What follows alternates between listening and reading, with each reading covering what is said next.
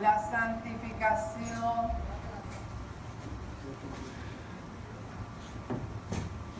del creyente.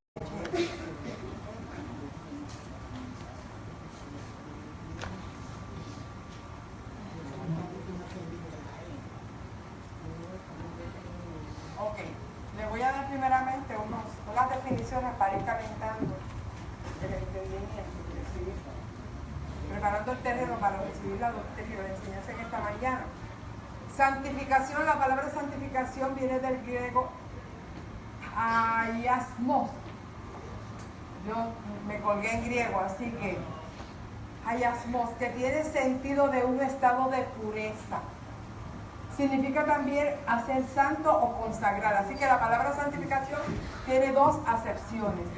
Una es pureza.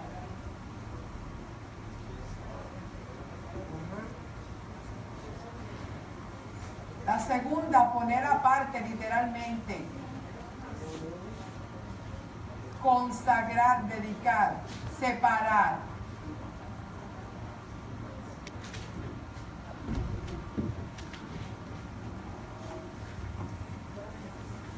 La palabra puro tiene la misma raíz que es agnos y quiere decir limpio y sin mancha. La palabra santidad es el proceso, la cualidad y la condición de una actitud santa. Es el principio que separa al creyente del mundo. Es la segunda acepción, que es consagración, separación. ¿De qué vamos a separar al creyente? ¿De qué Dios separa al creyente? Del mundo, del pecado. Nos consagra al servicio a Dios en alma y cuerpo, y se cumple una dedicación moral y en una vida dedicada a la pureza integral.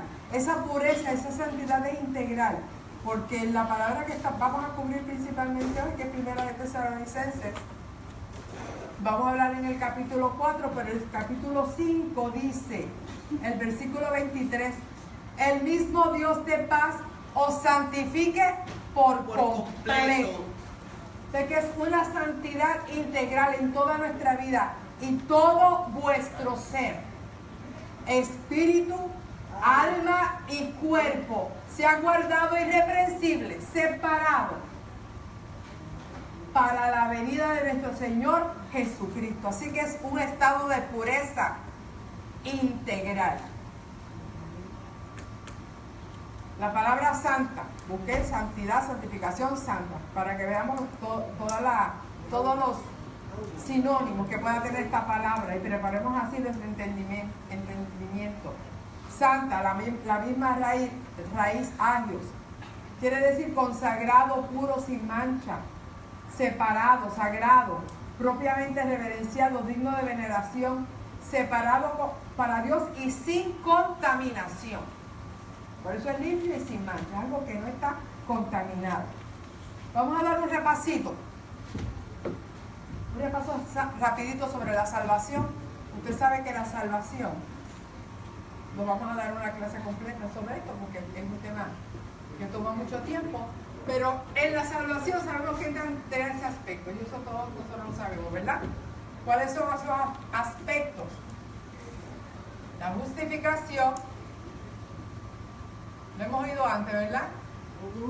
Sí. La justificación, la regeneración y la santificación. Y la santificación. Esto es algo que no solamente usted debe oír, sino es algo que usted se debe grabar.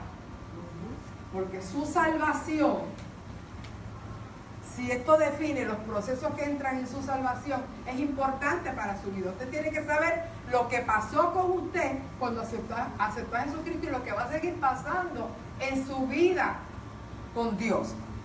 La justificación es otra cosa que el perdón de pecados.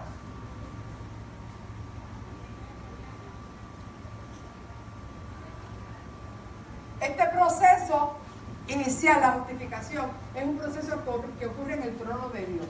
Allá se presenta Jesucristo, porque sabemos que el alma que pecare, esa morirá, y hay una sentencia de muerte sobre nuestra vida. De la justificación lo que hace Jesucristo es decir, yo pagué la culpa de él, yo cargué con su pecado. Y allí el juez, que es Dios, te declara justo, te declara inocente y te quita la culpa. Y esa sentencia, que lo vimos la semana pasada, esa sentencia es quitada de nuestras cabezas. Y somos perdonados. Así que esto ocurre en el trono de Dios. Pero estas dos, la regeneración y la santificación, ocurren dentro del corazón del creyente. Son procesos internos. Ya el hombre está perdonado. Ya no tiene culpa. Ahora vamos a tratar con él. La regeneración. De volver y generar a nacer. Es el nuevo nacimiento.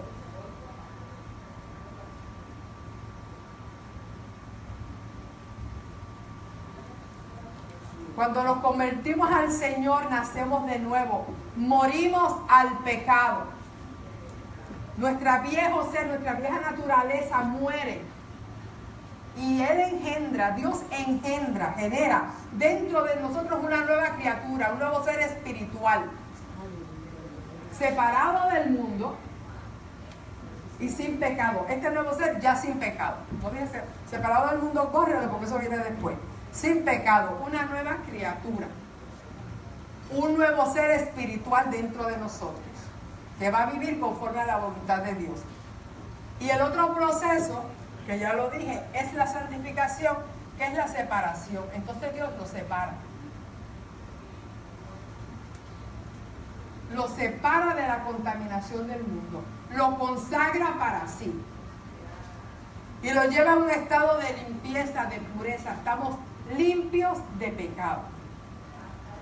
Pero esa santificación, a su vez, tiene tres partes, o sea, tiene tres etapas. ¿Por qué? Porque cuando nos convertimos somos limpios de pecado, pero nosotros seguimos viviendo y seguimos cargando con una naturaleza caída, ¿verdad? Hay un nuevo ser dentro de nosotros, pero nosotros estamos dentro de una naturaleza caída que está propicia siempre al mal. Entonces, ¿qué pasa? Hay una santificación que es esta, que es la santificación inicial. Esta separación podríamos decir que es la inicial. La santificación inicial es la separación del mundo. Dios nos posiciona. Es una santificación posicional. Nos pone en una posición, separados del mundo y consagrados para Dios. Eso es lo que sucede cuando usted se convierte. Y si Cristo viniera en ese momento, usted se muere así. Usted se muere santo. Pero el problema es que seguimos viviendo, ¿verdad? Y que Dios trató con ese hombre, lo perdonó, lo hizo nacer de nuevo, lo separa para él. Pero ese hombre viene arrastrando con unas cosas de su vida pasada, ¿verdad? Sí. Y si estamos hablando de pureza y de limpieza, esas cosas tienen que ser quitadas. Entonces entramos a un proceso de santificación progresiva. ¿Por qué progresiva? Porque es una santificación que nosotros vamos a estar trabajando a lo largo de toda nuestra vida. Yes. Toda nuestra vida. Porque nunca, mientras estemos en esta tierra, vamos a estar completamente santos y santificados y puros y limpios. Porque pecamos y fallamos todos los días mientras estemos dentro de esta naturaleza. Si no fuese así, estaríamos ya en el cielo. ¿Qué es la santificación final? Porque hay una santificación final. Que es cuando nosotros seamos transformados en un cuerpo glorificado. Y esa glorificación, gloria a Jesús, que dice Lucas 24, 51, va a ser nuestra santificación final. 24, 51 dije, ¿verdad?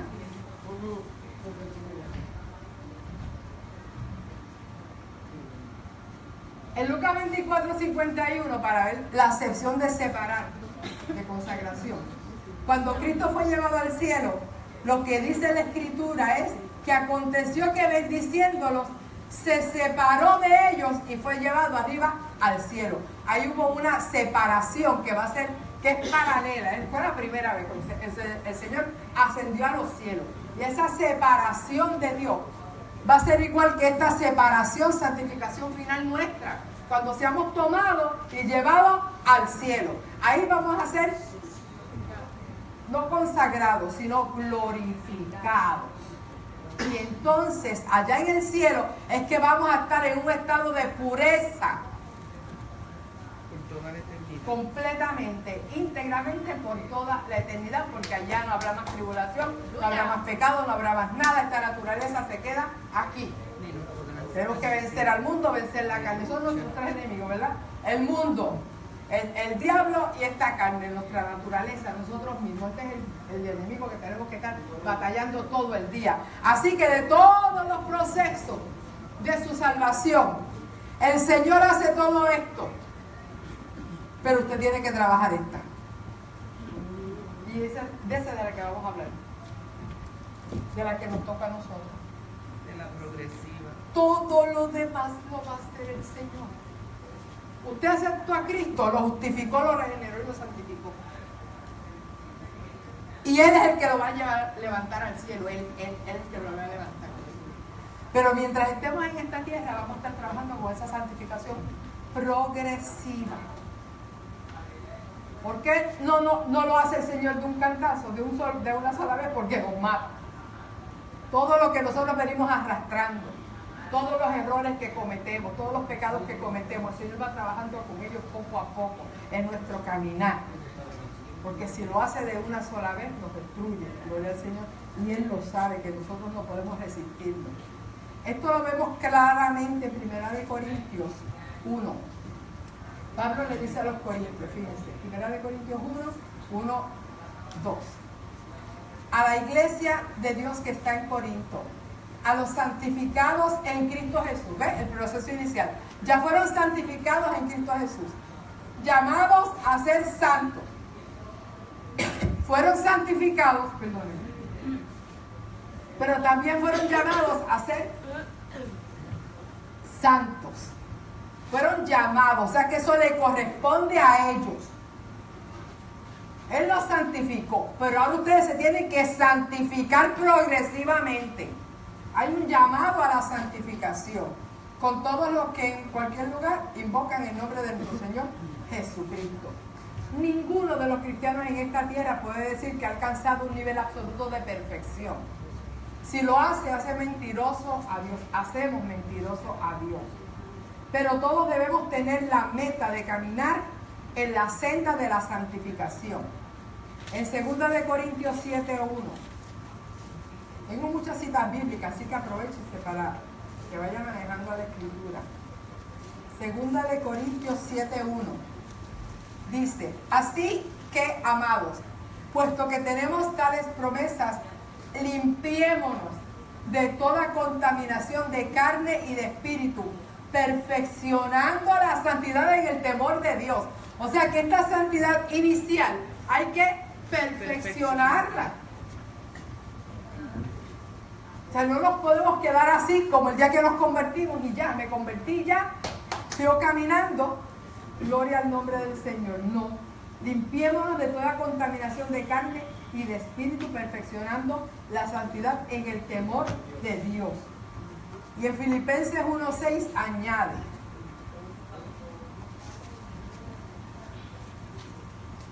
estando persuadido de esto, que el que comenzó en vosotros la buena obra, la perfeccionará hasta el día de Jesucristo. Amén. Así que el camino de la santificación es el camino hacia la perfección. Que no somos perfectos, claro que no. Pero tenemos que estar en ese camino, tenemos que buscar esa perfección.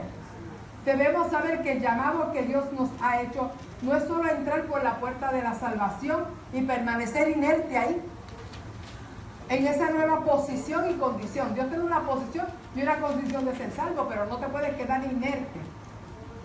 Como el que cree que una vez salvo, siempre salvo, estaríamos haciendo lo mismo. Soy salvo, pues ya soy salvo. Ya no me tengo que arrepentir de nada más. No, hay unas consecuencias con las que tienen que trabajar. Hay unos hábitos, hay unas costumbres.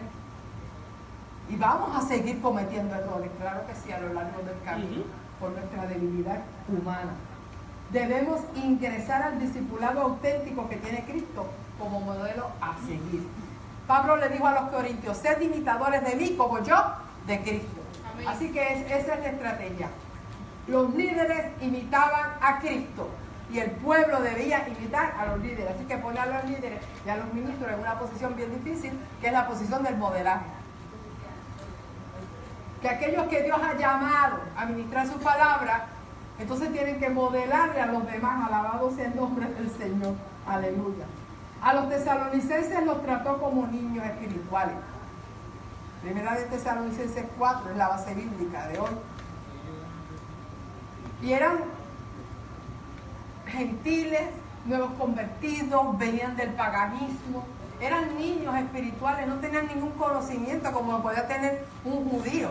Entonces lo tenía que tratar como a niños. Y en el capítulo 2 le dice: antes fuimos tiernos entre vosotros como la nodriza que cuida con ternura a sus propios hijos. Y así los trató. Mire el trato de esos ministros, gloria al Señor, hacia esos nuevos convertidos, tan niños, tan tiernitos, que todavía no entendían lo que había pasado en su vida. Cuando usted se convierte, usted no tiene ese conocimiento de todo lo que Dios ha hecho en usted. Usted solamente sabe que tenía una carga, que tenía un problema, que vino a Cristo. Cristo levantó la carga. Pero todo lo que Dios le dio, ese día que usted aceptó al Señor, eso usted lo viene a entender según va metiéndose en la palabra del Señor. Y según va siendo discipulado y enseñado. Por eso los trataba como a niños. Aleluya. ¿Por qué es importante establecer estos lazos de amor fraternal como ellos lo establecieron con sus ovejitas? Porque los principios de fe, como la santificación que estudiamos hoy, se enseñan verbalmente, pero se modelan con el ejemplo. Amén. Amén. Gloria a Jesús. Ahora vamos a ver las instrucciones que Él les está dando a ellos en este capítulo 4 acerca de la santificación. 4.1 dice: por lo demás, hermanos, os rogamos y exhortamos en el Señor Jesús que de la manera que aprendiste de nosotros, cómo os conviene conduciros. Ahí está el ejemplo, ahí está el modelaje. Como aprendieron de nosotros. Agradar a Dios, así abundéis más y más. Y esta frasecita, más y más, la repite 2 veces. Y cuando cada vez que la repite, me reafirmaba el proceso de progresivo. Si es más y más, pues entonces tiene que ser progresivamente. Cuando habla en plural, incluye a Silvano y a Timoteo, porque aquí está hablando en plural. Eran 3 líderes los que estaban trabajando con esa gente, de quienes los hermanos habían aprendido cómo comportarse. Habían aprendido por las instrucciones que les dieron, que ya sabían, porque el versículo 2 dice: porque ya sabéis qué instrucciones os digo. Que habían aprendido por la enseñanza verbal, pero también por el ejemplo de su comportamiento. Y ahora les quedaba progresivamente abundar más y más en esas enseñanzas. Esas enseñanzas eran para su vida. Así como nosotros nos comportamos, así se van a comportar ustedes. Y eso lo tienen que ir trabajando en el camino, porque no es fácil romper con todo el bagaje que traemos del mundo. Unos traen una maleta cuadrada, otros traen una maleta redonda, otros traen un bulto de mano, pero todos traen un paquete. Alabado sea el nombre de Jesús. Y con eso tenemos que trabajar. Esta es la parte difícil. Si el Señor nos hubiera llevado ese día, hubiera sido bien fácil. Pero trabajar esta salvación, cuidarla, esto es cuidarla con temor y con temblor. Nunca ser demasiado santo como para no dejar de serlo. Nunca sobra la pureza. Nunca debemos detenernos en la ruta hacia la perfección de los santos y la edificación del cuerpo de Cristo. Como dice 2 Corintios 2, ¿verdad? O 1 Corintios 12. El llamamiento es a seguir abundando y creciendo hasta que lleguemos a la medida de la estatura de la plenitud de Cristo. Él es el ejemplo a seguir. Y era a Él a quien tenemos que mirar, tenemos que llegar hasta esa perfección. ¿Cómo lo haría Jesús? ¿Cómo reaccionaría Jesús? ¿Qué diría Jesús? Aleluya. Y aquí tenemos su testamento, por eso se llama testamento, Él lo dejó. Aquí está lo que hacía Jesús, lo que decía Jesús, cómo reaccionaba Jesús, cómo pensaba Jesús, todo eso está aquí. Y esta es la palabra que nos lleva a esa perfección, imitar a Jesús. Aleluya. A Pablo le funcionó. Por eso digo, sed imitadores de mí, porque yo imité a Cristo. Santo. Aleluya, alabado sea el Señor. El versículo 3 dice que la voluntad de Dios es nuestra santificación. Aleluya. Qué lindo, ¿verdad? La santificación es el fruto de la obra que Cristo hizo en la cruz por nosotros. Es el resultado de la obra salvífica de Cristo. Nosotros podemos ser santos, limpios, es limpio de pecado. Alabado sea el Señor por esa obra perfecta que hizo la cruz. El primer llamado del Evangelio es a la salvación, a que los hombres se arrepientan y acepten a Cristo como el único Salvador, pero este es un segundo llamado. Y es la voluntad de Dios, que sigamos trabajando nuestra santificación, que seamos santos. Una vida consagrada a Dios, una vida separada del mundo y separada para Dios. Sed santos porque yo soy santo, ¿verdad? El versículo 7 dice que pues no nos ha llamado Dios a inmundicia, sino a santificación. Un llamado. Y en este versículo él define o abunda más en el concepto de limpieza utilizando lo opuesto. Lo opuesto a la pureza, que es la inmundicia. Lo opuesto a la limpieza es la suciedad, ¿verdad? Sí. Pues lo opuesto a la limpieza y a la pureza es la inmundicia. La inmundicia es impureza, es concupiscencia, es el apetito desordenado por los placeres, que nos llevan a un estado de impureza, nos llevan a pecar. Los tesalonicenses estaban relacionados con esta diferencia, porque cuando servían a los ídolos, la depravación sexual y todo tipo de prácticas lascivas eran parte integral de aquellos cultos paganos. Cuando le habla de inmundicia, ellos saben de lo que le están hablando. Y lo conocen y dicen, bueno, de esto me tengo que apartar. Porque Dios me ha llamado no a inmundicia, sino a santificación. Para que lo entiendan mejor. Cuando yo te llamo a santificación, es que dejes de practicar la inmundicia que estabas practicando. Sí, Señor. Para que lo entendieran mejor. Aquellos ídolos mudos no podían expresar su voluntad, pero el Dios al que ahora le servían. Por eso cuando servían a ídolos mudos hacían lo que querían, ¿verdad? Cometían toda clase de impureza. Pero el Dios al que le están sirviendo ahora es un Dios que habla, es un Dios que demanda, es un Dios que llama, es un Dios que pide, un Dios que exige. Sí. Es un Dios que le estaba exigiendo a ellos un estado de pureza. Es un Dios que declara su voluntad expresa en su palabra. Y le estaba haciendo un llamado a desechar la inmundicia. El versículo 8 dice, así que desecha esto. No, así que el que desecha esto, como Dios es el que llama a la santificación, dice, así que el que desecha esto no desecha a hombre sino a Dios. Y aquí pone la santificación a la par con Dios. ¿Por qué? Porque Dios es santo. Y el que desecha la santificación, el que desecha la doctrina de la santificación, no está rechazando la doctrina, está rechazando a Dios mismo. Porque la santidad es un atributo de nuestro Dios. Aleluya. Si Él nos dio su Espíritu Santo, dice que también nos dio su Espíritu Santo. Si Él nos dio su Espíritu Santo y por el Espíritu tenemos la revelación de su voluntad expresa en su palabra, no debemos rechazarla. Siempre se debe estimar, y aquí cito del expositor que me gustó, siempre se debe estimar a Dios al mismo nivel que su palabra. Una iglesia es fuerte en Dios cuando es fuerte en la doctrina de Dios. Aleluya. Anda. Si rechazamos la palabra, rechazamos a Dios. Y aquí nos está enseñando que tenemos que aceptar esa palabra completa. Completa. Primero de Pedro 1 dice: como hijos obedientes, no os conforméis a los deseos que antes teníais, estando en vuestra ignorancia, sino como aquel que os llamó es santo, sed también vosotros santos en toda vuestra manera de vivir. ¡Santo! En primera de Tesalonicenses dice: todo vuestro ser. Perdónenme.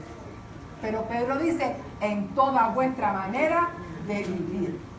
O sea, ¿dónde vamos a ser santos? En todo lugar.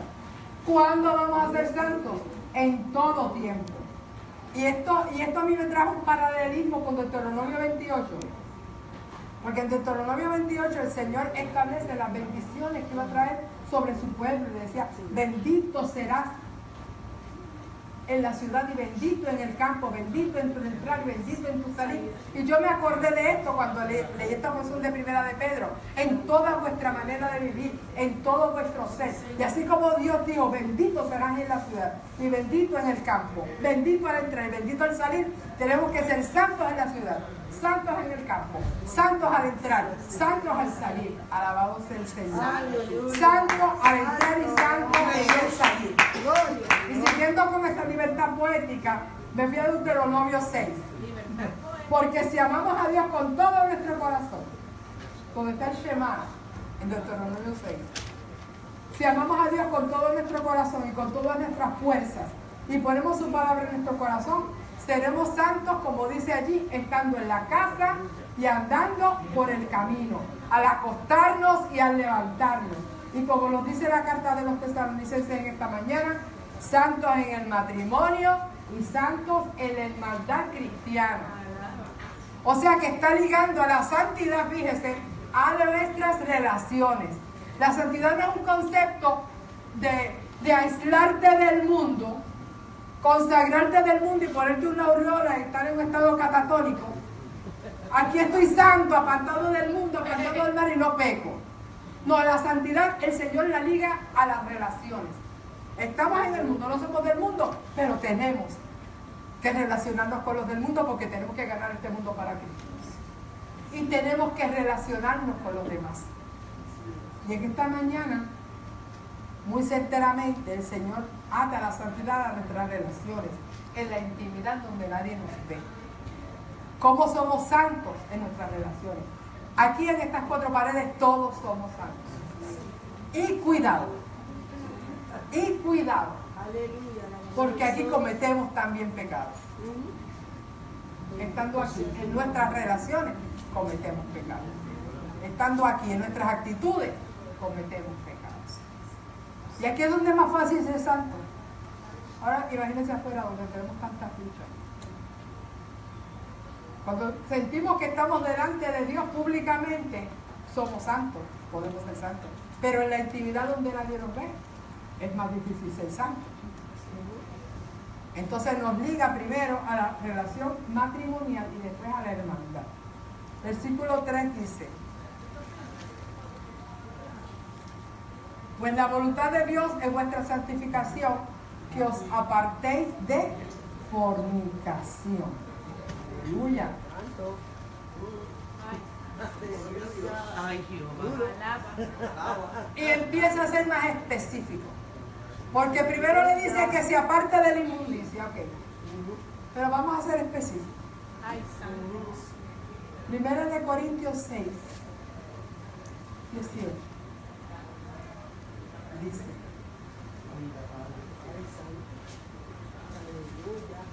lo de ver aquí para que buscar, huid de la fornicación.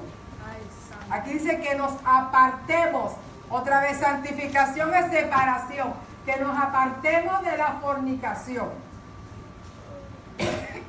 Y en 1 de Corintios dice: huir. Hay que escapar de la fornicación. La fornicación es algo que ata. Es un vicio como la droga, como el alcohol. Que una vez tú caes en eso, difícil salir. Porque ¿a quién no le gusta eso? Definitivamente, hermano, es un placer. Es la verdad. Esa es toda la verdad. Una vez que lo pruebas, como la droga, como el alcohol, una vez que la pruebas y te gusta, pues quedas ligado ahí. Entonces se convierte en un vicio, por eso le llaman vicios sexuales. Alabado sea el Señor. Y aquí dice huir, hay que escapar por nuestra vida. Cualquier otro pecado que el hombre cometa, y esto es bien fuerte, está fuera del cuerpo, mas el que fornica contra su propio cuerpo peca. ¿Y cuál es el problema con este cuerpo? ¿Qué se supone? ¿Qué dijimos ahí? Que nació una nueva criatura. Y el templo del Espíritu Santo. Y se convierte este cuerpo en templo del Espíritu Santo porque cuando nos convertimos al Espíritu Santo entra a morar en nosotros. Así es. Y el que fornica está pecando contra el templo del Espíritu Santo. Así es. Y dígame usted si el Espíritu Santo puede habitar ahí. Dígame usted si el Espíritu Santo puede habitar en ese templo. Ay, Dios mío. Porque es santo. Entonces el templo está contaminado. Y dígame usted cuándo Dios ha morado en un templo contaminado. Y estar fornicando y pensar que Dios está ahí adentro. Dios puede estar aquí tratando con la persona. Pero el templo está contaminado. Jesús. Porque es templo del Espíritu Santo, Gloria. el cual está en vosotros. Está invadiendo la casa del Espíritu, el pecado, el cual tenéis de Dios y que no sois vuestros, que este cuerpo no nos pertenece. No podemos hacer con este cuerpo lo que queramos, porque habéis sido comprados por precio. Sí, Señor. Glorificad pues a Dios en vuestro cuerpo y en vuestro espíritu, los cuales son de Dios. No basta con glorificar a Dios en nuestro espíritu. Es en todo nuestro ser, espíritu, alma y cuerpo. No podemos separar el cuerpo del alma. Que el cuerpo peque y el alma glorifique a Dios por acá y todos felices y contentos. Bien contentos. Porque estamos teniendo lo mejor de los dos mundos. Estamos teniendo a Dios y todos los placeres que el mundo nos puede dar. Se llaman placeres porque gustan. Porque si fueran malos nadie lo haría. Nadie lo haría. Gloria al nombre de Jesús. Alabado sea su nombre para siempre. Aleluya. ¿Y qué es la fornicación? Hablar de fornicación es la relación sexual fuera del matrimonio. Ustedes lo saben, si no lo sabían, lo saben ahora. Toda relación sexual fuera del matrimonio es fornicación. En el griego el término es porneia. Relaciónelo con prostitución y pornografía. Porneia era la actitud y la conducta de las prostitutas. Toda lujuria sexual indebida es fornicación. El término apartéis define el mandamiento de no fornicar como algo radical, separarse en forma definitiva de esa práctica. Se acabó. El Señor me santifica, este cuerpo es santo, el templo del Espíritu, no puedo fornicar. El Señor nos ha dado espíritu de dominio propio para hacer eso. O sea, nos ha dado las armas para poder hacerlo. No puedo hacerlo, no. Nos ha dado dominio propio para poder dominar las pasiones carnales que intentan ensuciar nuestra vida. Esas pasiones están ahí. Están en el hombre, están en la mujer, están en el joven, están en el viejo. Señor. Te puede estar cajachao, cayéndote de viejo y esas pasiones siguen ahí. Esos deseos siguen ahí. Sí, Señor. Puedes guardarte toda una vida y al final caer si no lo puedes dominar y controlar. Mujer y hombre, cualquiera, todo. Eso está ahí. Y no es fácil controlarlo. Es fácil en el Señor. No es fácil controlarlo con nuestras propias fuerzas, pero en el Espíritu Él nos ha dado ese dominio propio. El que no puede dominarse, no es que se case, porque es mejor casarse que quemarse. Eso es para los que no se han casado. El que no puede dominar, yo prefiero como Pablo dominarme porque no pienso casarme. Pero el que no puede dominarse, digo, yo legalmente casada, pero si me divorciara, como Pablo me quedo. Pero el que no pueda, porque que dice yo no puedo estar solo, mire, pues cásese. Pero no se queme. Es mejor, lo dijo el Señor, es mejor casarse que quemarse. Y no espere a quemarse, es mejor casarse que calentarse. Porque a veces no nos quemamos, pero nos damos unos calentones bien buenos. Y creemos porque pues no hemos llegado a culminar el acto sexual, no hemos llegado a una penetración, pues no nos hemos quemado, pero nos estamos calentando.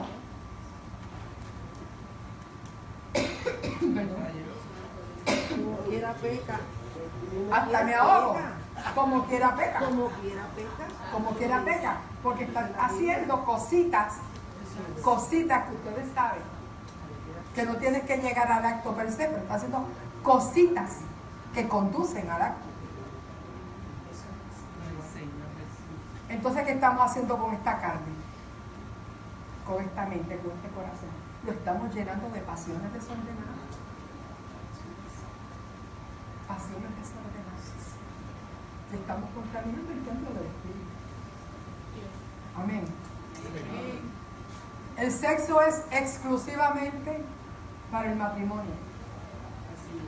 Pero aún dentro del matrimonio, no te da una libertad para todo tipo de prácticas desordenadas. O sea, no, ya me casé, pues ahora puedo hacer de todo. No era eso. El versículo 4 dice, que cada uno de vosotros sepa tener su propia esposa en santidad y honor, no en pasión de concupiscencia, como los gentiles que no conocen a Dios. La concupiscencia es para los gentiles, no es para los hijos de Dios, los que conocemos a Dios. Antes que nada, Dios establece el género del matrimonio. Por si alguien tiene alguna duda, que cada uno, el masculino, sepa tener su propia esposa en femenino.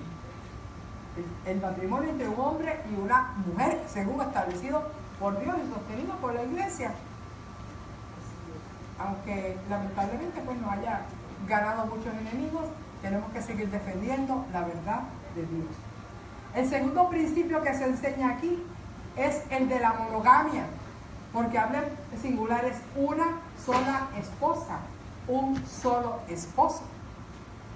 La fidelidad y la monogamia en el matrimonio es uno solo. Y se aplica para la esposa, puede aplicar también para la novia. ¿Por qué? Porque el noviazgo es el proceso que lleva, es la relación antes del matrimonio, ¿verdad? Es una relación también. Y si es santo y honorable tener una esposa, una sola esposa, no puede ser santo y honorable tener más de una novia. O sea, si es santo y honorable tener una esposa, una sola esposa, debe ser santo y honorable tener una sola novia también. Porque entendemos que el noviazgo es una relación encaminada al matrimonio. No es una relación aparte del matrimonio. Entonces, como la hemos separado, ¿verdad? Hemos separado el noviazgo del matrimonio, entonces es como un free trial, como decimos allá en Castilla la Vieja. Un free trial, como cuando tú vas a Costco y tienes muchas mesitas y tú las pruebas todas, ¿verdad? Que dan las pruebitas y dan el bizcochito y tú vas el bizcochito y dan y tú lo vas probando todo. Lo puedes conocer, pero no lo puedes probar. Alabado sea el Señor.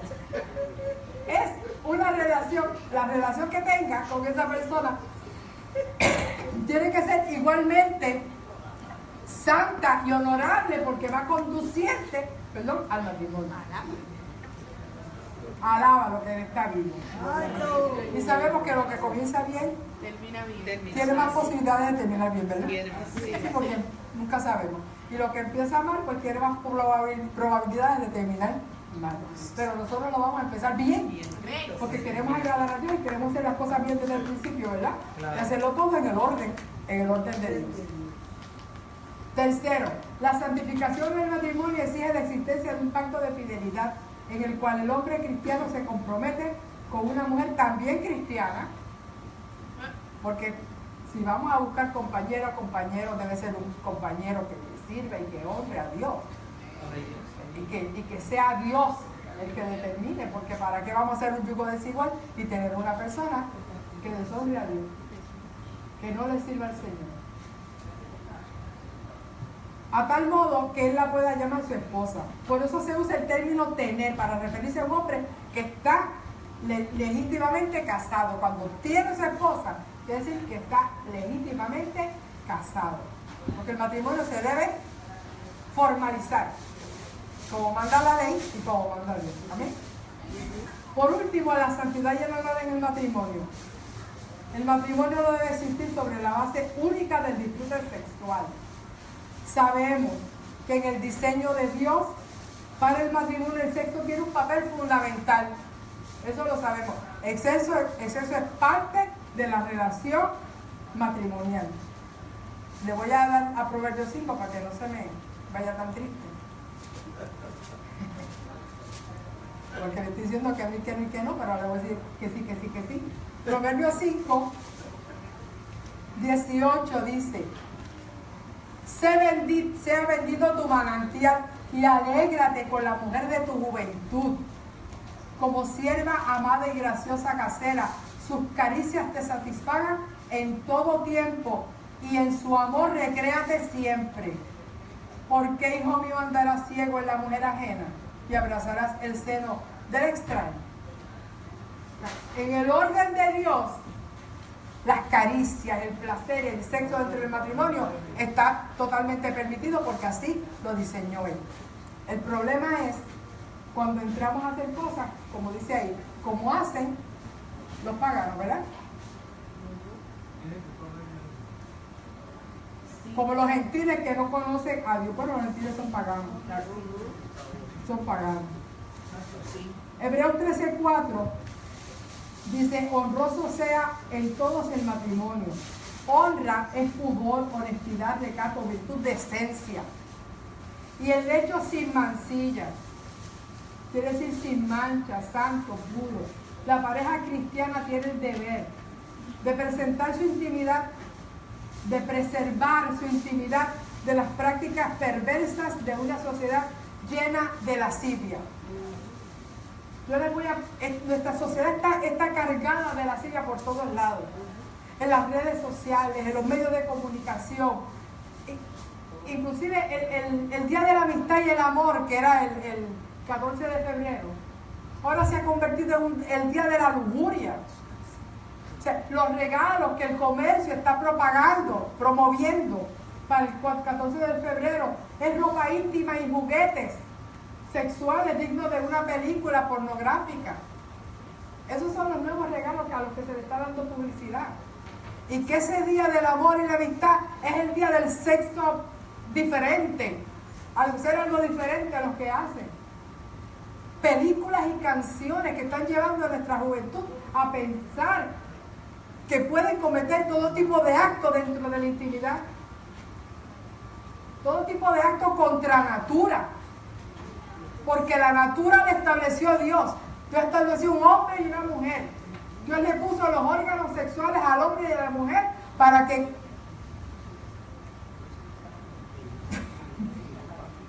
¿cuál es la palabra? Se me cayó. Se acomodaran perfectamente el uno al otro. El diseño físico, porque es un diseño físico, diseñó las emociones, Él diseñó la pasión. Eso que tú empiezas a sentir, eso que forma parte de ti, eso es parte del diseño de Dios, esa atracción, ese coqueteo, ¡uy, Dios mío, que te lo quieres comer! Todo eso lo hizo Dios. Gloria al Señor, aleluya. Pero tiene un diseño específico, lo que sea conforme a su naturaleza, la naturaleza que Dios nos dio. Todo aquello que es contra esa naturaleza,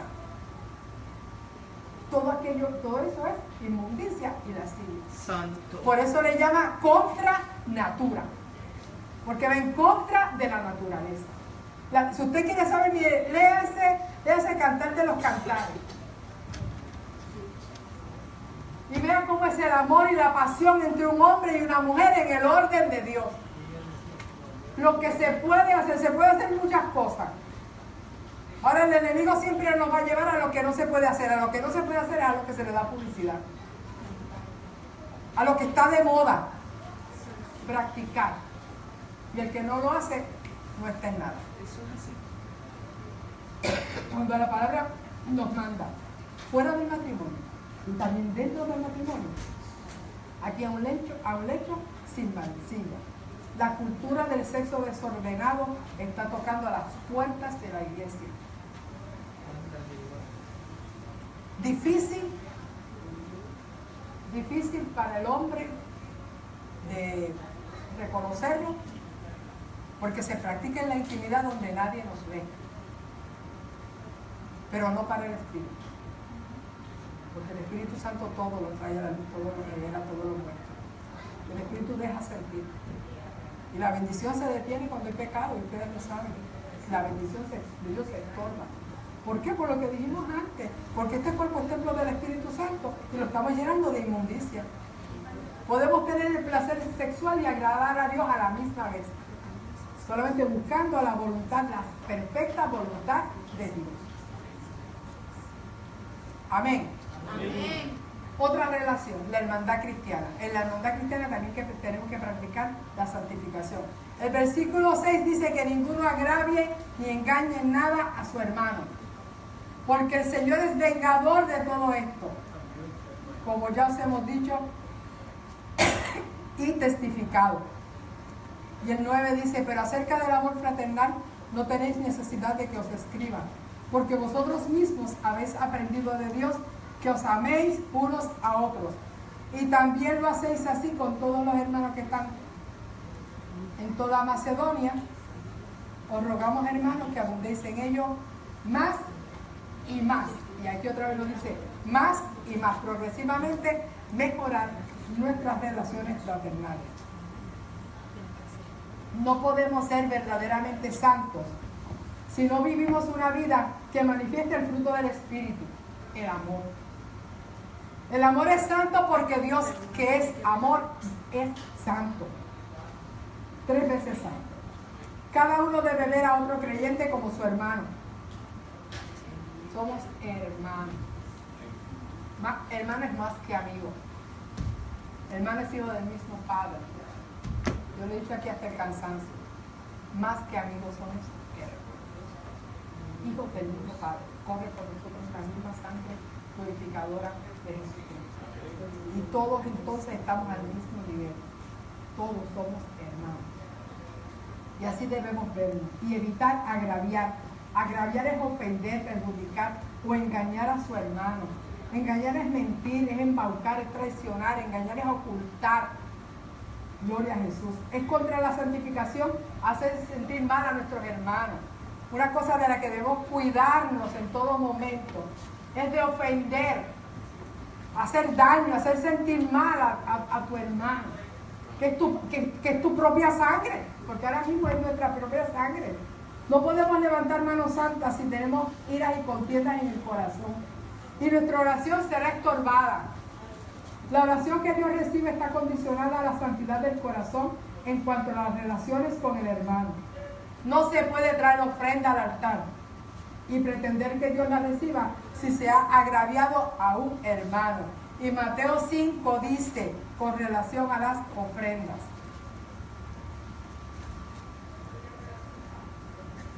Aleluya. Otra vez, hermanos, perdónenme porque no copio la cita, solamente me acuerdo. Gloria a Jesús. Pero si alguno lo encuentra, Mateo 5, en las bienaventuranzas.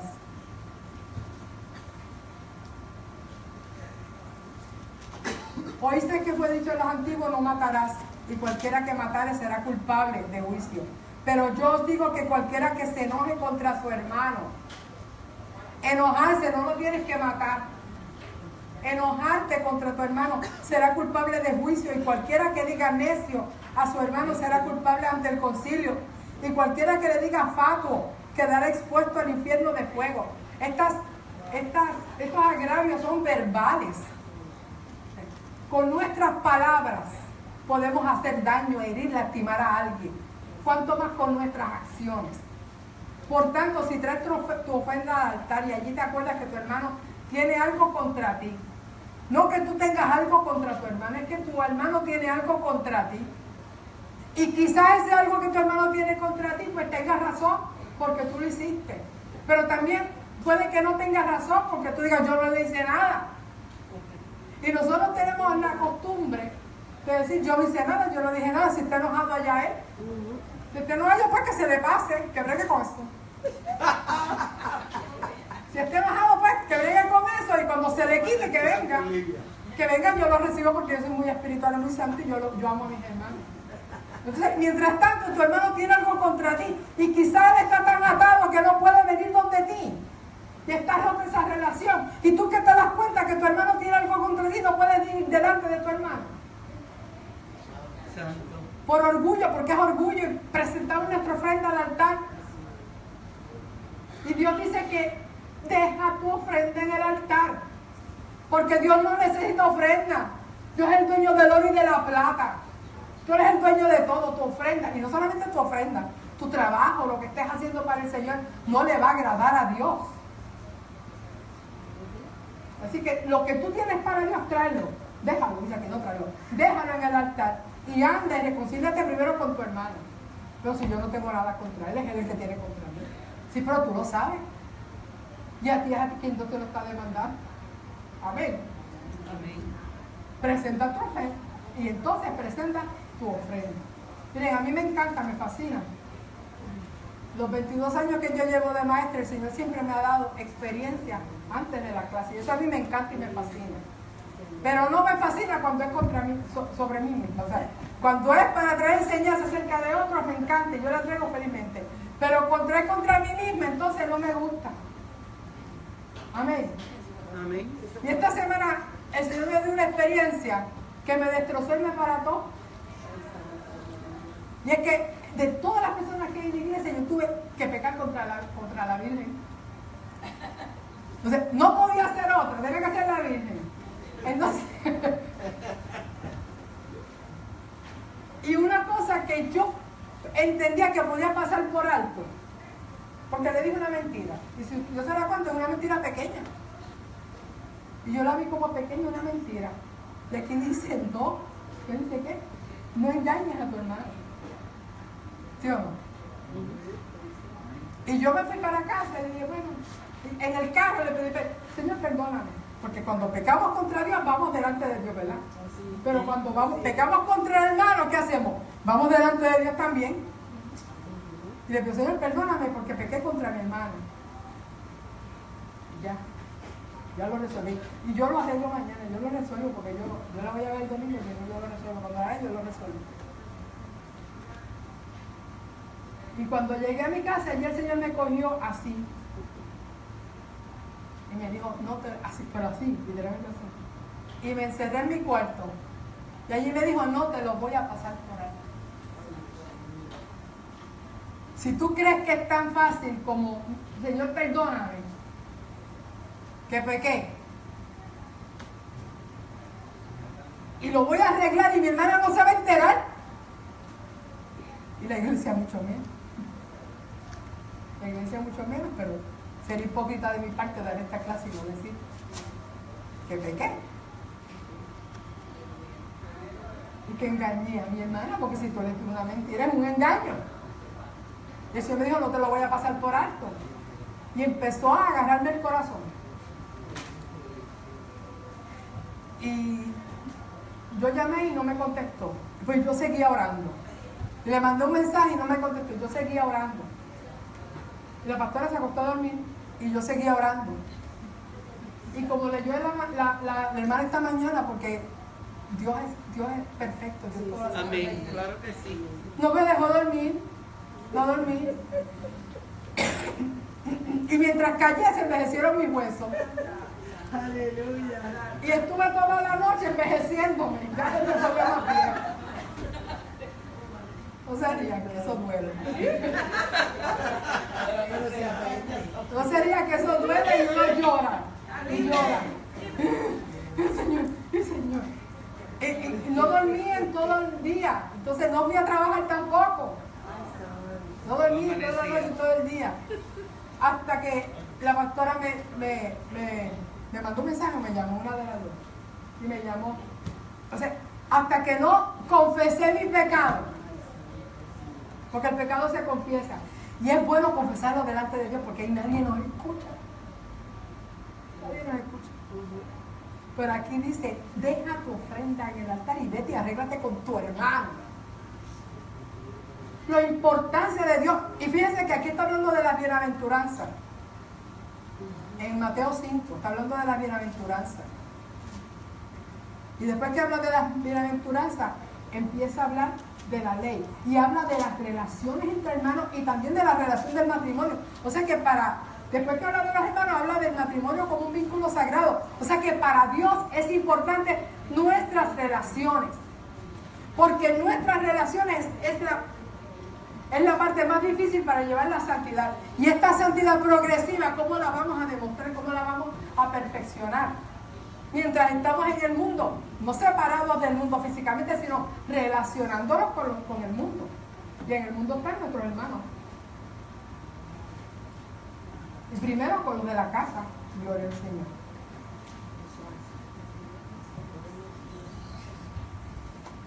Y Dios me dijo, no te lo voy a pasar por alto.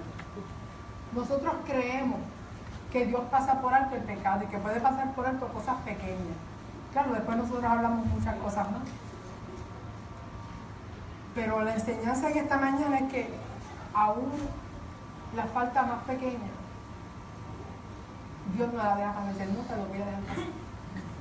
No te lo voy a pasar por alto. Y cuando me arrepentí delante de Dios, me dijo, está bien, yo te perdono, pero ¿y ella? Ella no lo sabe. Ella no lo sabe. Sí, pero se lo tienes que decir. Porque tienes que pedirle perdón, aunque ella no lo sepa. Y es el ejemplo que el Señor nos da aquí. Si el hermano tiene algo contra ti, lo sepa o no lo sepa, tú lo sepas o no lo sepas. La responsabilidad es de quien Dios le manda, de quien Dios está demandando. Y quizás tu hermano no tiene, en el otro caso, pues quizás el otro hermano no tiene la libertad para él. No puede, pues, porque está atado, pues tú vas y lo desatas y rompes esas cadenas. Amén. Si es él el que está atado, rompe esas cadenas. Porque eso es lo que quiere el Señor, romper las cadenas y entrelazar los lazos y afirmar los lazos entre hermanos.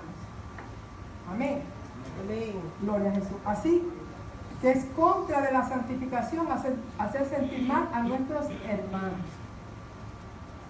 El versículo 6 tiene una sentencia y es que el Señor es vengador de todo esto.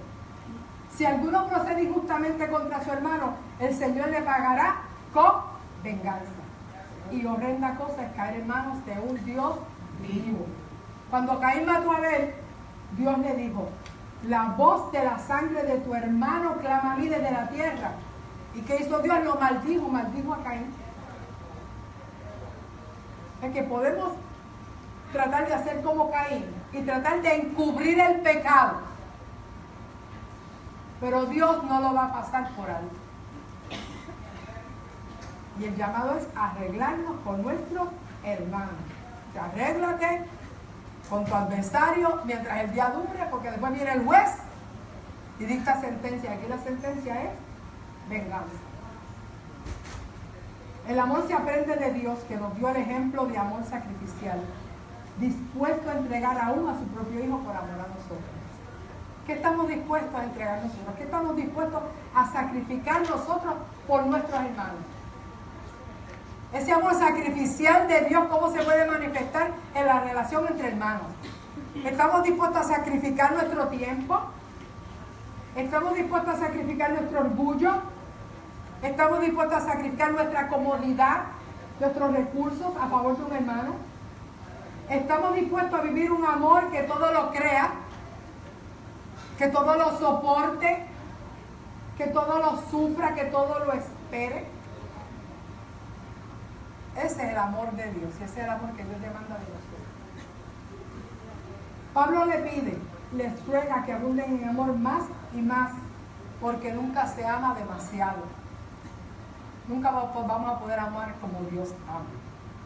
Así como en el versículo 4 dijo que abundaran más y más en la conducta que agrada a Dios.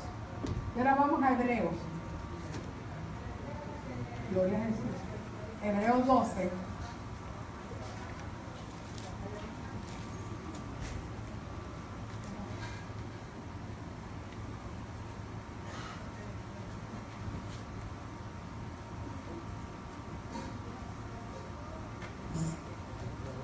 Hebreos 12 dice, por tanto, todos vosotros también, teniendo en derredor nuestro tan grande nube de testigos. La nube de testigos son los héroes de la fe que vencieron. Despojémonos de todo peso y del pecado que nos asedia. Así que tenemos, para poder correr la carrera de la fe, tenemos que despojarnos de dos cosas. Del peso. El peso son aquellas cosas que son superfluas, que carecen de sustancia espiritual, aquello que se lleva innecesariamente y nos estorba para vivir una vida agradable a Dios. Y nos da el ejemplo del joven rico. El joven rico era un joven temeroso de Dios, conocía los mandamientos, los había guardado desde niño, quería heredar el reino de los cielos, que era un hombre que tenía temor de Dios y anhelaba llegar al cielo, pero no estuvo dispuesto a correr con Cristo hacia la perfección porque estaba cargando bienes materiales. Tenía un peso encima, no era de pecado,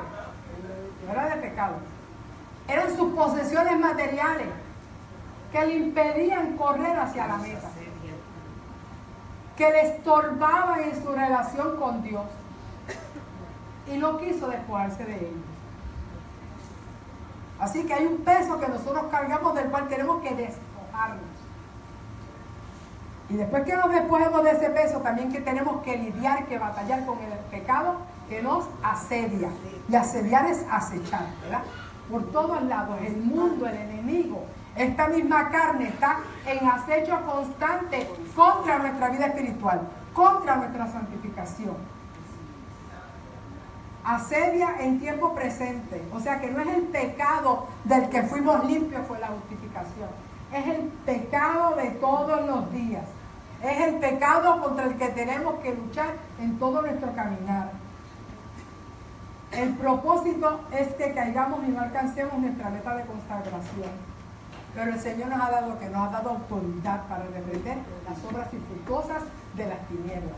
Y el pecado y el mundo y la carne nos asedia, pero nosotros podemos reprenderlas con la autoridad que Dios nos ha dado. Nos ha dado dominio propio y también nos ha dado autoridad. Gloria al Señor. Debemos correr la carrera con los ojos puestos en Jesús. ¿Por qué? Porque Él es nuestro ejemplo.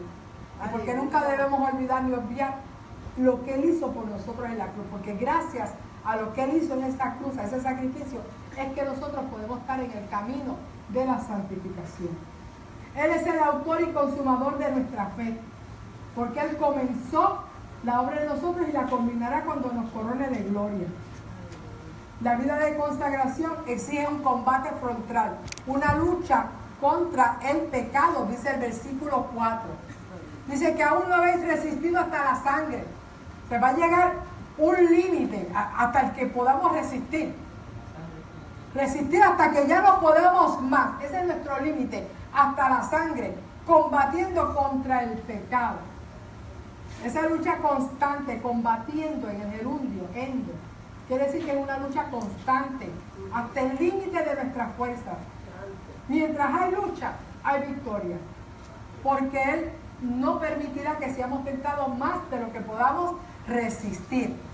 Nosotros estamos resistiendo, pero va a llegar un momento que ya no podemos más, y ahí Él interviene. Él no va a permitir que seamos tentados más allá de nuestra fuerza, porque sabe que caeríamos, sino que nos dará juntamente con la tentación la salida. Por lo cual, tomemos acción. Dice el versículo 12. Por lo cual, levantad las manos caídas y las rodillas paralizadas. Y haced sendas derechas para vuestros pies, para que lo cojo no se salga del camino, sino que sea sanado. Nosotros siempre relacionamos este versículo de levantar las manos caídas y las rodillas paralizadas con la adoración y la oración. Pero aquí se está hablando de una lucha, de una contienda. O sea, de alguien que puede estar inerte por un fracaso, por una caída. O sea, que no se puede mover y dice, no, levántate. O sea, es levántate, recobra fuerza y sigue luchando. Y si había algo que estaba torcido, pues enderezarlo. Porque ese es el camino de la santificación. Amén. No somos perfectos. Si nos torcimos en el camino, enderezarlo. Si estamos cojeando de alguna pata, porque Todos sabemos de qué pata cogíamos, como Claro. decimos en el mundo. Si tenemos algo que nos atrae, que nos asedia, o sea, porque hay pecados que corren tras nosotros toda la vida, y toda la vida el tentador está ahí tratando de hacernos caer por alguna debilidad que reconoce en nosotros. Pues entonces, si estamos cojeando, pues vamos a enderezar al cojo, vamos a sanar al cojo para que ya no coje más y para que podamos caminar por camino recto, porque en el cielo se camina derechito.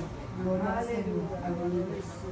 Si llevamos un andar torcido en cuanto a la fe, enderezarlo. Y puede ser que experimentemos una cojera en algún momento, en cualquier momento de nuestra vida podemos cojear. Pero se trata de ser sanados. Para que lo cojo no se salga del camino. Mientras lo cojo esté en el camino hay esperanza. Pero si no es sanado, se va a salir del camino y no va a llegar a la meta a la que todos queremos llegar. Si estamos dispuestos a que Dios obre en nosotros esa santificación progresiva, enderezamos lo cojo y es sanado. Judas cojeaba. Tenía una cojera de robar de las finanzas que guardaba. Pero no estuvo dispuesto a ser sanado. Aún después de haber andado con Jesús, de haber ministrado con Jesús. ¿Y qué hizo? Se salió del camino. Porque no se enderezó. Hay esperanza, hay esperanza.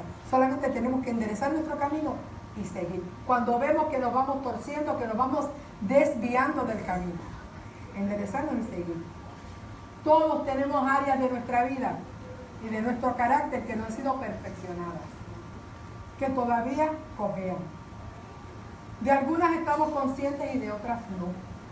Lo importante es permanecer en el camino, tomar acción, levantarse y comenzar a caminar por caminos rectos. Tenemos la responsabilidad de trazar líneas rectas para cada día de nuestra vida, para una santidad integral, para cada acción en nuestro obrar, para cada palabra de nuestra boca, para cada pensamiento de nuestra mente, para cada decisión de nuestro corazón. Nosotros tenemos que trazar esa recta recta, conforme, alineada con ¿qué? Con la palabra de Dios mayor. Esto nos traerá la paz con todos, que debemos seguir, como dice aquí, seguir la paz con todos, en cuanto sea posible, estar en paz con todos los hombres. Por eso tenemos que buscar esa paz con todos, principalmente como vimos con nuestros hermanos. Esa santidad sin la cual nadie verá al Señor. No podemos dividir este versículo. Muchas veces decimos, sin santidad nadie verá al Señor. Y nos olvidamos de que también tenemos que estar en paz con todos. La santidad no la podemos trabajar sin relacionarnos con los demás. Porque relacionándolos con los demás, en esos choques, en esos golpes, en esos encontrones, ahí es cuando van a salir saliendo nuestros defectos a la luz. Y los defectos del otro. Y lo que tenemos que ir perfeccionando en nuestro caminar. Amén. Sin santidad nadie verá al Señor. Así que procuremos no salirnos de ese camino de la santidad. Dios le bendiga y Dios le guarde.